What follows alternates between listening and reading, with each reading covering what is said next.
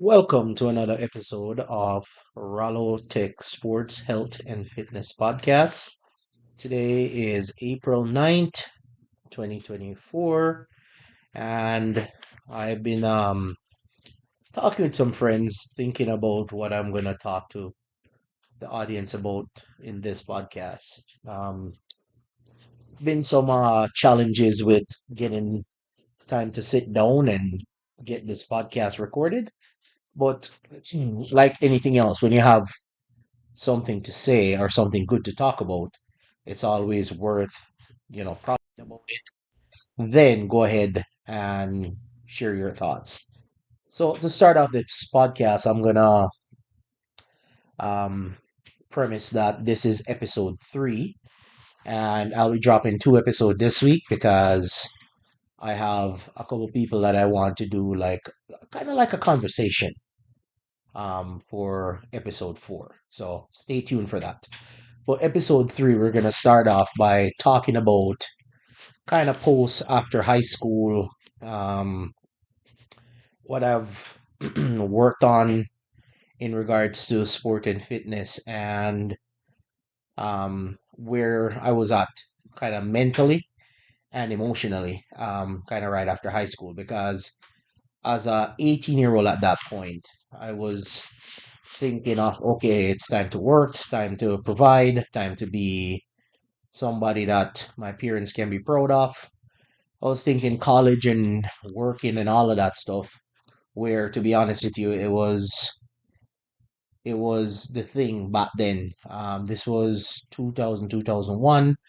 Um, Following my last episode, my parents at this point just start traveling in their late, I'm gonna say their late 60s. They just start traveling, so it was a new experience, and I decided I'm gonna hold on the fort while they're gone. I'm gonna cover bills. I'm gonna do all that I can do to make sure that when they travel and come back, they would see that, you know what, my son was able to take care of things while I was gone. And to put this in context, even though this is about sports, health, and fitness, um, my dad used to raise pigs. So in this time, I had to make sure that the pigs are fed before I go to school. Because as I said, I was planning to do trade school, college, or etc. So the the first choice was trade school. So you're learning to do food and beverage, which would be a waiter bartender type of thing, and housekeeping. And to be honest with you, I had no clue what these things were, but I was like, you know what, I'm willing to give it a shot. Because, as a young man now, you need to earn money. You need to earn money to survive, and you want to have your own money. I Just to give a brief synopsis about what I've done. At that point, just hit 18, going on 19, got my driver's license, going to a criminal. So it was a trade school that you learn the food and beverage and hospitality. I did that for about 8 months. I think it's 8 or 9 months. And after that, I was like, you know what? I'm going out in the work world. At this point, after finishing, I'll call it my trade school, I decided to work with a resort out in Montego Bay. And that was my first job outside of working for my parents. So it was a joyous moment. So fast forwarding a little bit, working with them, I was um, able to, make some tips on the side, even though it was all inclusive. You weren't supposed to receive tips, but people would go above and beyond just to make sure that if you gave great service, you would get a tip in your hand or XYZ. So I would get tip here and there.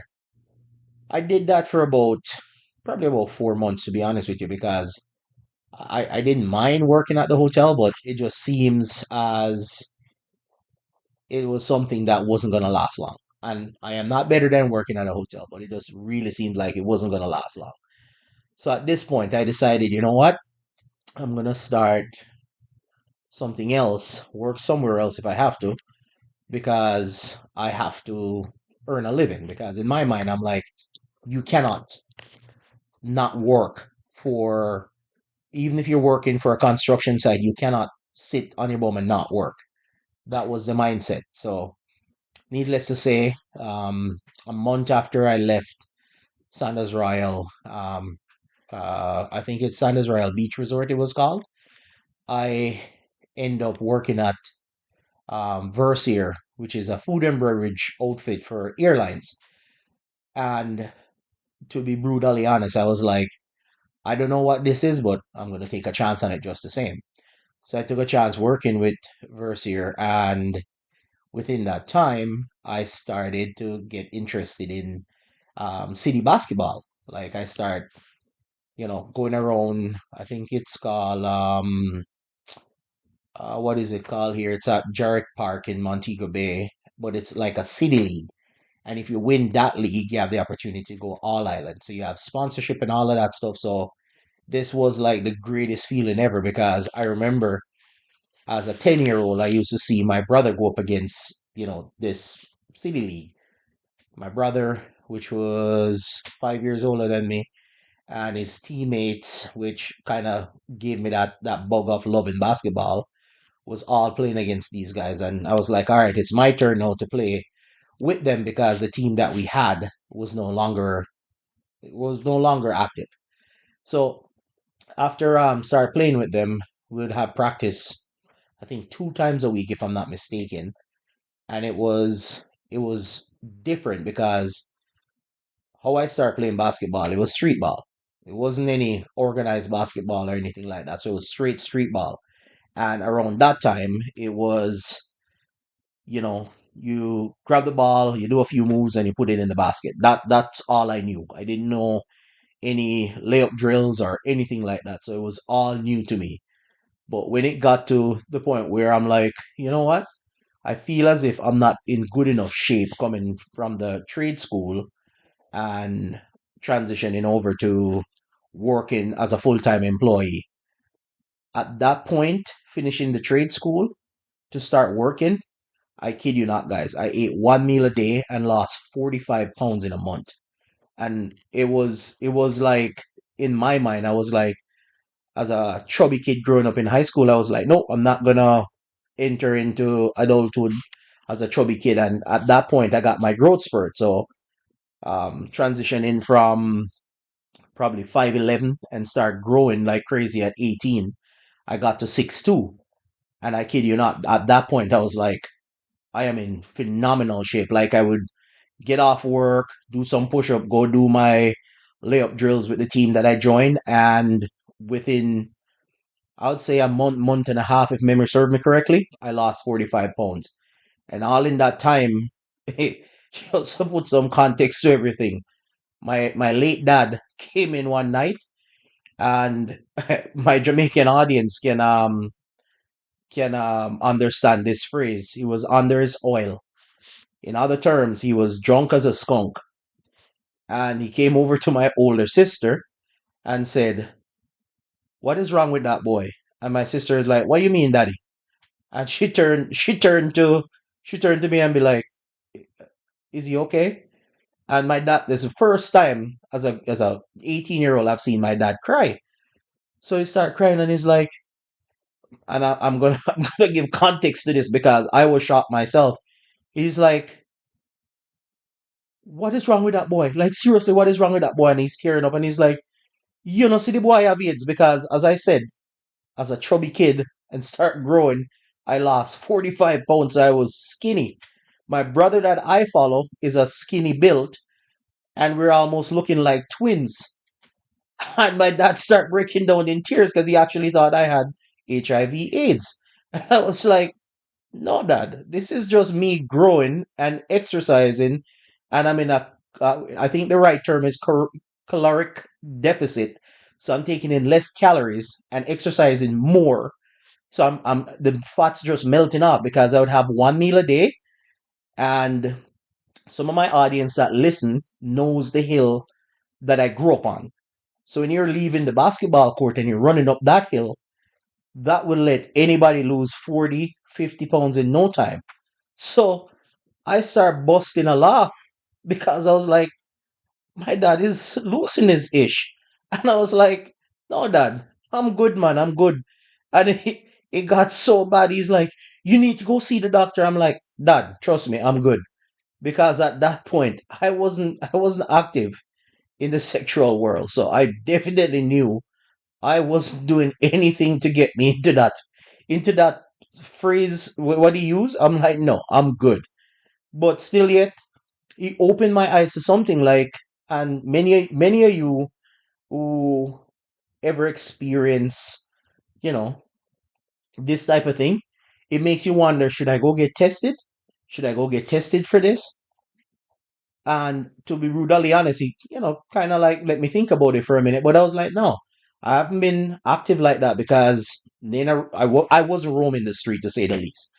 And for me to have that happen, it would be one chance in a million. And back then, what we knew as kids was, man, for wrap it up if they're going, in somebody's bedroom. And to be honest with you, I was like, nope, I ain't going down that road. So I know I'm safe. I'm in the safe zone. But carrying on to playing basketball at a higher level than where I started, I was around a lot of females and I was around a lot of people that would try to hook up. But my mindset was basketball and work because even back then, I don't know if a lot of kids were like me growing up back then. I didn't want to get a young lady pregnant and bring them in my parents' house because I think that would almost set like a stigma in a man's brain to say you can't even take care of yourself, much less to go take care of another individual. And at that time, all of my peers that I knew coming out of high school were getting girls pregnant, and it was a norm. But I don't know. Back then, I just think to me was no, no, you cannot do that. And my mom, I grew up in the Pentecostal faith where my mom would try to preach to me that there is no sex before marriage, but all of the Jamaican youth them that I know was not following that trend. So to say the least, I was like, all right, instead of putting that energy there, I'm gonna put my energy into sport. I'm gonna put my energy into basketball and build my physique. Like I was I don't know if I just felt disgusting coming out of high school because I was a chubby kid, but I was in so much of a good shape for a 18, 19-year old. I couldn't believe that, the physique was there. And that's, I always say this, the inner strength that you lack is always there, just waiting to come out. And I couldn't believe within a month I had worked out, run, exercise like religiously, like every night after work I'll go and lift weights.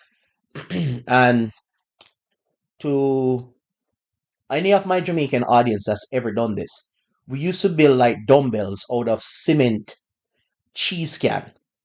So just picture like a cheese can that you cut the top off, take out your cheese, pour cement in there, put a piece of pipe in there, let the cement dry, and you have to wait until that side dries so you can do the other side, just so it would be level.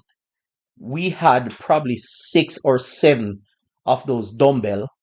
Plus, we had like bigger barbells that we build out of cement. I would say cement car tires because it's shaped like a car tire when you're done with a piece of pipe in the middle. So that's how serious we were, and we build our own bench out of 2x4 or 2x6. So our own bench to do bench press, we would build those from scratch, just so we have like a bench press that we can exercise with. But in today's world, you can get one of those for $5 or $10. I've purchased one at a rummage sale or a flea market for $10, and I still have it today. So, it's a different time frame. But I'll say this: that little rickety bench that we built, put sponge on top of it, and then wrap it with a piece of leather material. That thing was almost like one that you'd buy in the store because it was comfortable. You weren't laying on the 2x4. and you could do as much bench press as you want. So, saying that to say this, you exercise, you're running like you're doing weight training, you're running, so that's for the cardio. And then at night, we would go into Montego Bay to go play ball after work. At this point, I work and save as much as I could just so I didn't have to take taxi to go in town.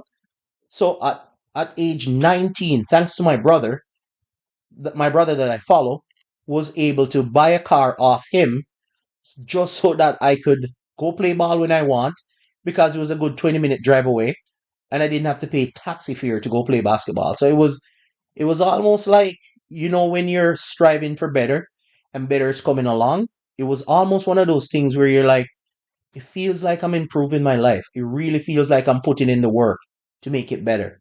And it got to the point where I think it was, if it wasn't 2001, 2002, it was 2002 going into 2003 that we actually won the division for the men's basketball in Montego Bay. And I will post that picture of me holding up the trophy because I was so ecstatic that we won our first championship. And I've never won a championship before because I've seen my brother and his teammates played against those guys, but I've never won a championship. And this was my first championship ever. And you can see the joy in my eyes, how happy I was to win that championship. So it just goes to show that when you put the hard work in, there's result that comes behind it. And yes, there's some days you're like, you're not yourself. You're not putting in 100%. And you have to like stop and review, like, what am I doing wrong? What can I improve on?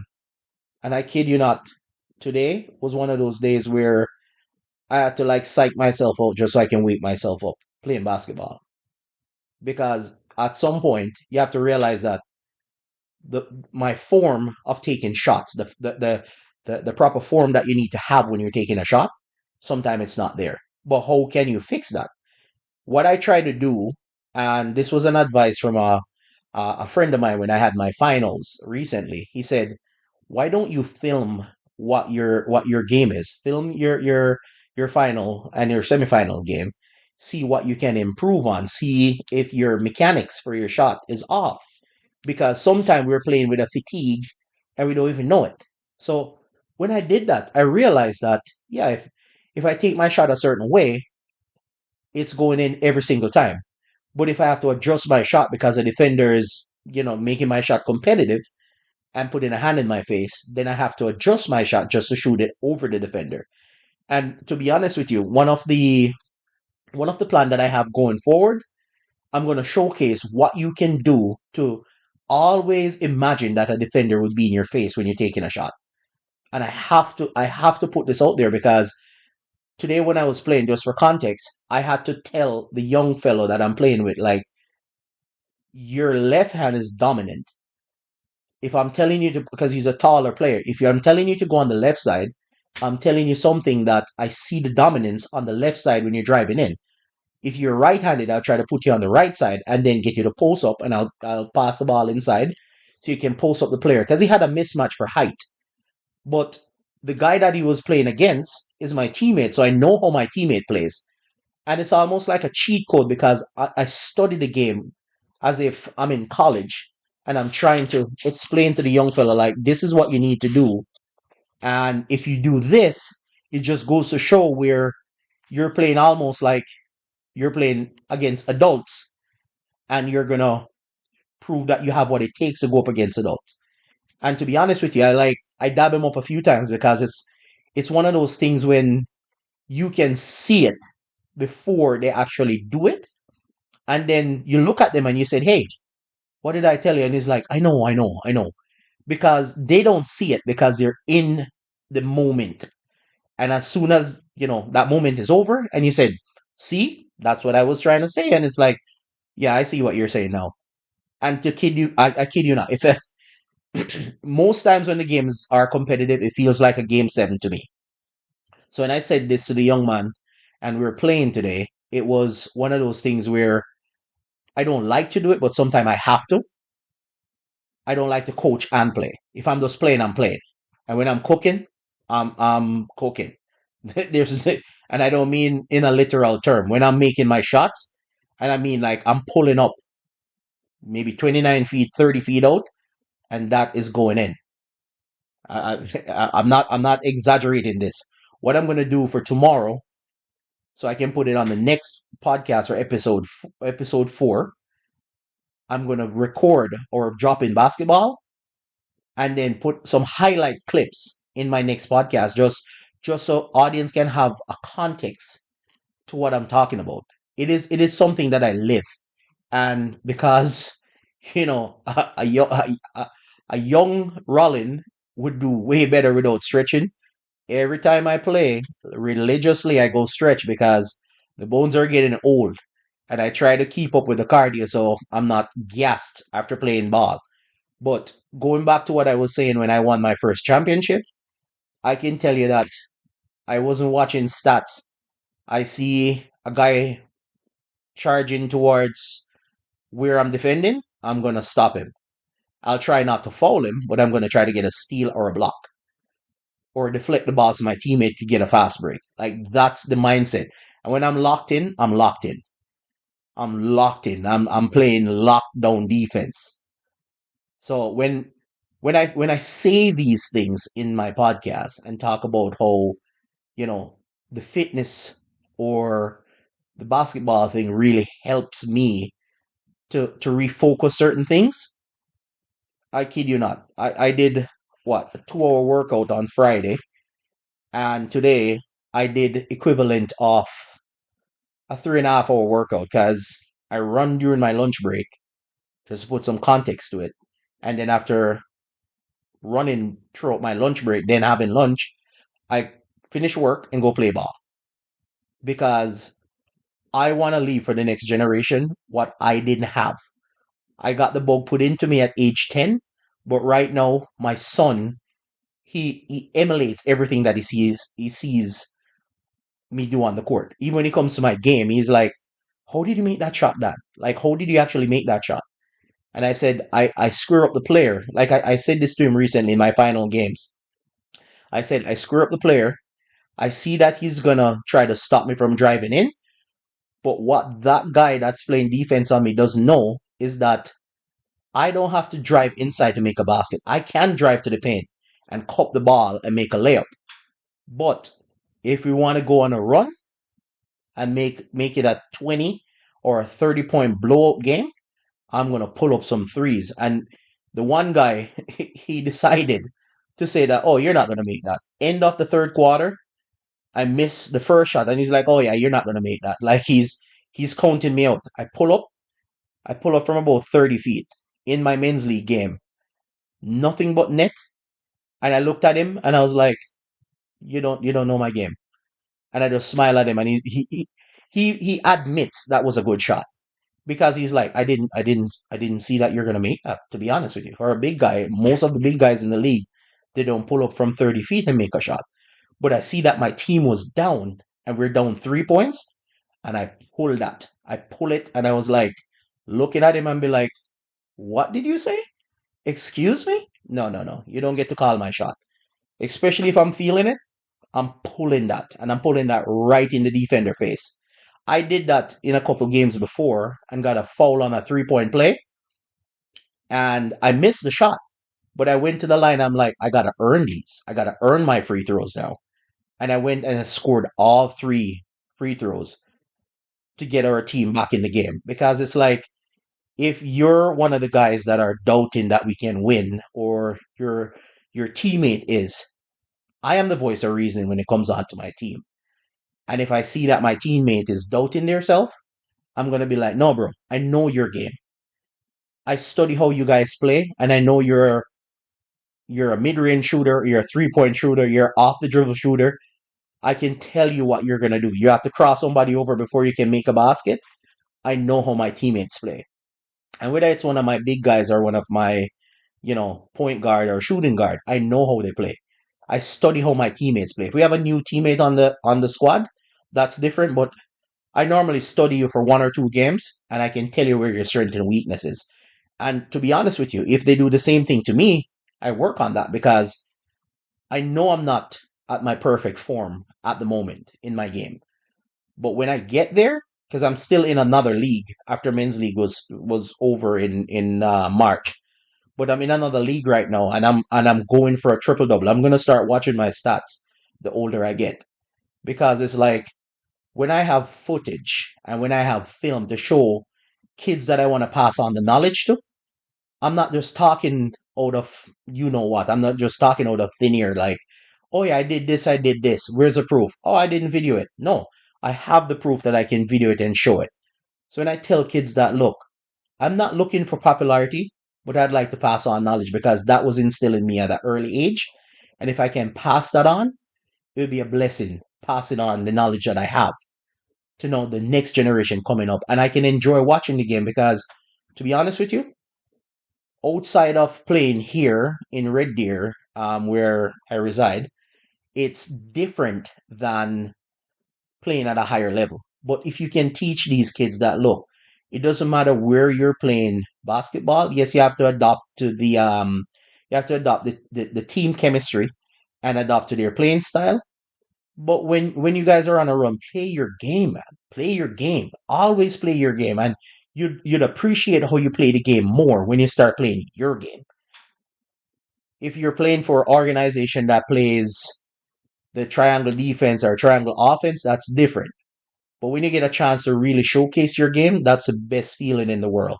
And I have to stop here because my next, as I said, my next episode, I want to put some audio and video footage to it so I can show that I'm not just talking out of inexperience. I'm talking about experience that I've learned even recently, and being a student of the game, you're ever learning new things about the game. So I appreciate everybody that's able to tune into this episode, and I look forward to dropping episode 4 this week with some video context to it. Stay tuned, guys, and thank you again for tuning in. Rollo out.